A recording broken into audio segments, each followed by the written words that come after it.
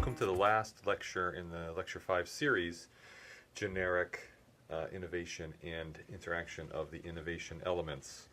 In this last section, we'll be summarizing, of course, all of Lecture 5, but in this last part, 5.3, we'll be talking about the consequence of element interaction. We've already talked about how they influence each other, so more or less we're just trying to give you now a graphical representation, just like we give you a graphical representation of the three element universes that we put together. Now we want to kind of put those together based on both the generic nature, so you're thinking of those in a generic way, and then how they interact. So the consequences of element interaction are pretty straightforward, hopefully, now that you've understood the previous lectures. I hope you can see that the innovation process can start in any element, meaning you can start in either market application, you could start in technology, or you could start in implementation.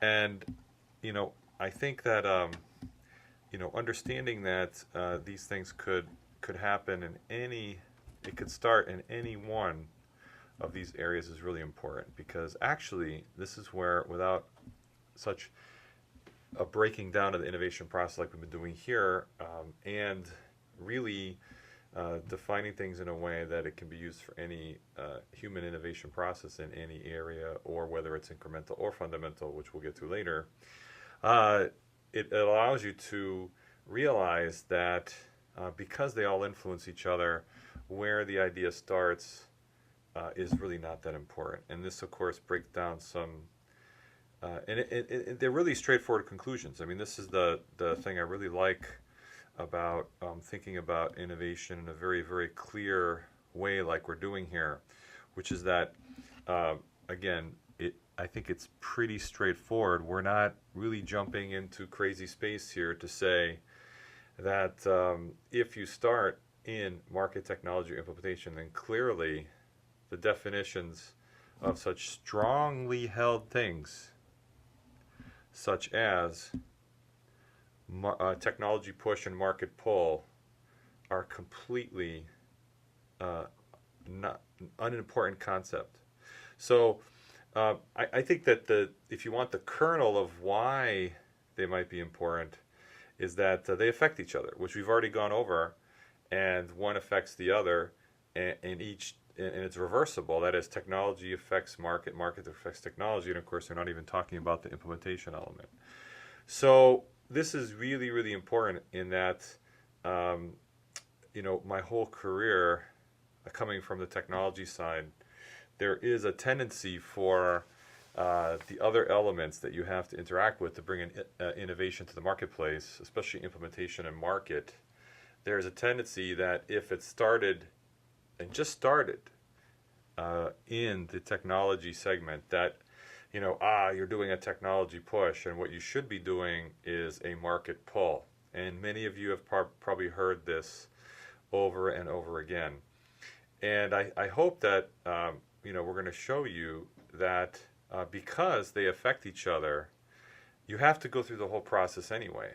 So whether you start in technology and then look at how market affects it, or whether you start market and look at how technology affects the market that you thought you're going into, it really doesn't matter. In fact, really what's going on here is that the reason people have reduced it to technology push and market pull is that they've created a very linear process, and that you just kind of go through it once. So for example, in the technology push kind of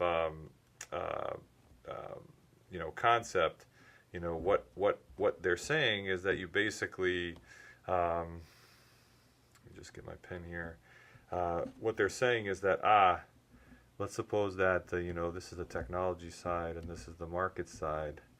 What it's saying is, these guys are trying to do something, and it's being opposed by this, and they have to kind of drive it towards the market. Where the other way around, you start with some market application and you go back and you force technology, to come to the market. So this is inherently linear, as if you predict ahead of time the market or the technology some precise way. And we already said they affect each other. So what does that mean?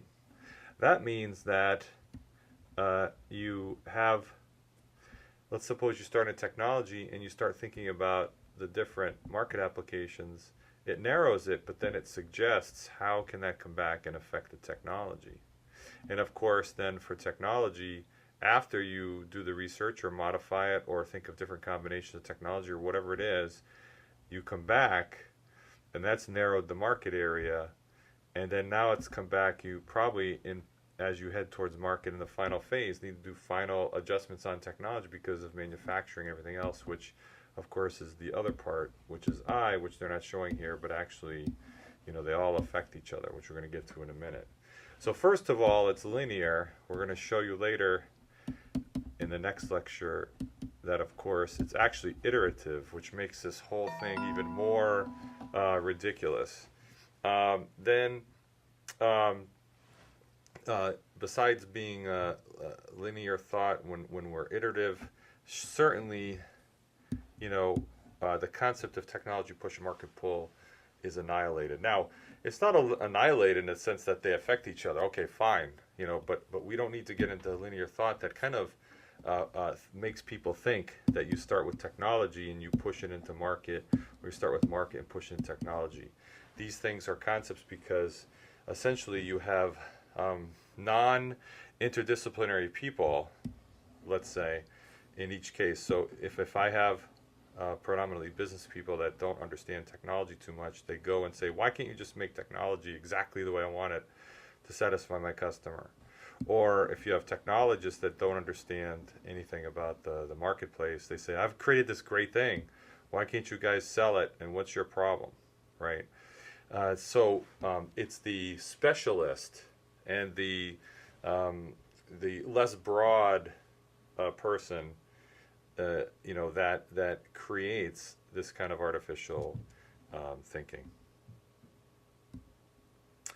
So as I've suggested, we're really talking about here is that all of these forces are constantly pulling and pushing each other. Here I found, unfortunately, some clip art that has 4, and really I would like to have 3, but I couldn't find it. But here, you can see a different graphic where it's not linear at all, and that there's many forces pulling on something. And what we want to show when we're finished with the model is that these forces pull and pull and pull until finally you reach an innovation, in the marketplace. And so we're going to come back finally to bring that all into some graphical representation, but we're not doing it right now. We're doing the first step right now, which is on the next view graph, and that's shown here.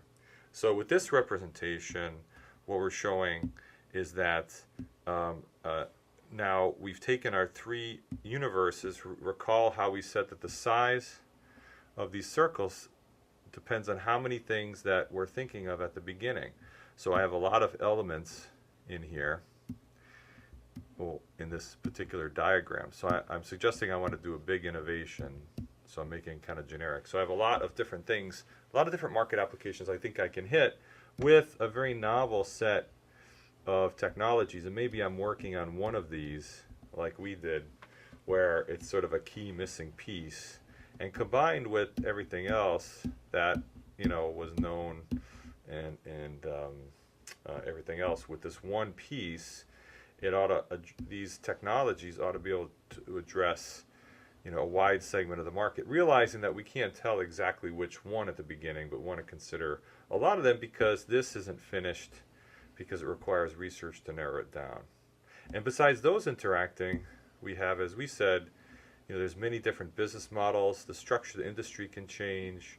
There's older versions, newer versions. We've been through that quite a few times, thinking about supply chain licensing, vertical integration, horizontal integration, etc. And so they all influence each other both ways, right? And that's why these arrows are double-ended, and that's why all 3 have to be connected this way, because market influences technology, technology implication affects market, and vice versa.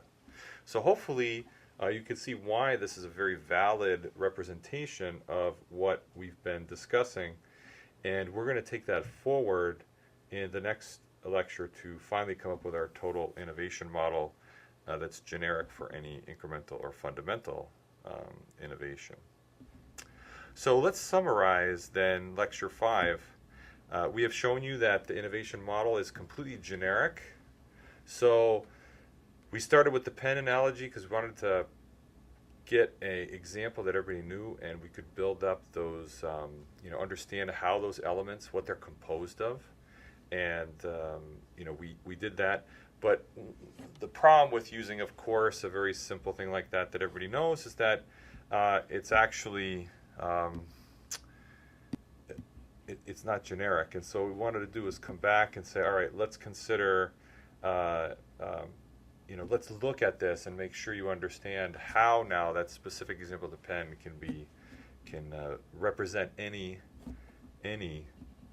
innovation. And that's the power of what we're trying to do here. So you understand how technology and all the great piece of technology we can add really have to be thought of not only in the context of solving a technical problem, but it's embedded in a larger problem-solving environment, which includes market application and implementation. The flexibility that our model introduces is because we have based it on the process of the human process of innovating. And so, this is really what I would say is a key here, is that oftentimes people base their innovation models of process on organizations or policy or something like that, or some linear model about a regular march between technology and market. And actually, those are all little lenses that people have seen, snapshots of at some point.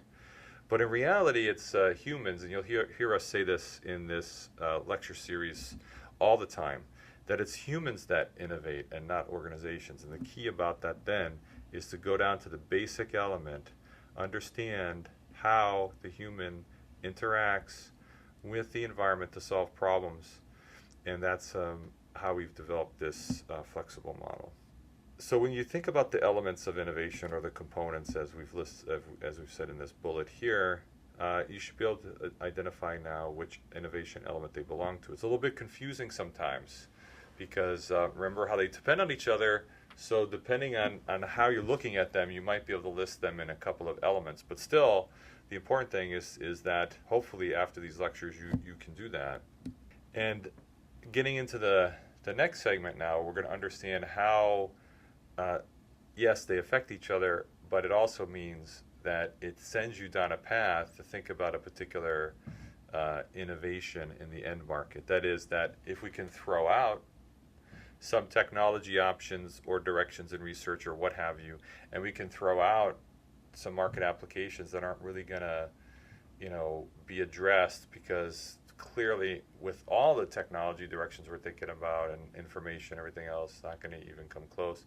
And then, of course, that suggests maybe that there's certain business models or way we're going to make things that's just not going to fit in. We can throw those out, right? So you can see already that the fact that they interact with each other is going to allow us to process through, again, our learning and abstraction, as we have said before.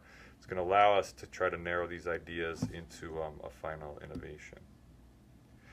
We've introduced this, the first step to our final model of innovation, which we want to use for the rest of the class, but we're not quite there yet. We've got to add this one more step, but the beginning of it is shown with our three-way influence between the elements in the final graphical representation.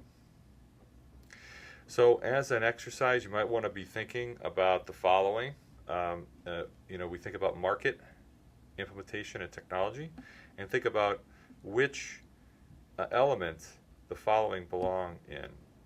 Imagine that you've got a new kind of material in an electronic device. Imagine you have a patent on a new type of software architecture, or Facebook derives revenue from display ads. Qualcomm extracts a license fee from every CDMA wireless phone that is sold, but does actually not make the phone. And Qualcomm has revenue in wireless phones.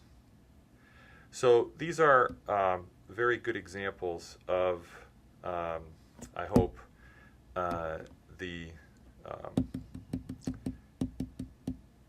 of, of, of, of forcing you to think about which innovation element they belong in. And in doing so, it'll become easier and easier for you to do this in the real world as you start to innovate or invest in innovation or try to have in your environment create innovation pathways for people to follow. So we'll stop there, and hopefully lecture 5 has given you the next step necessary to understand and break down how innovation really works.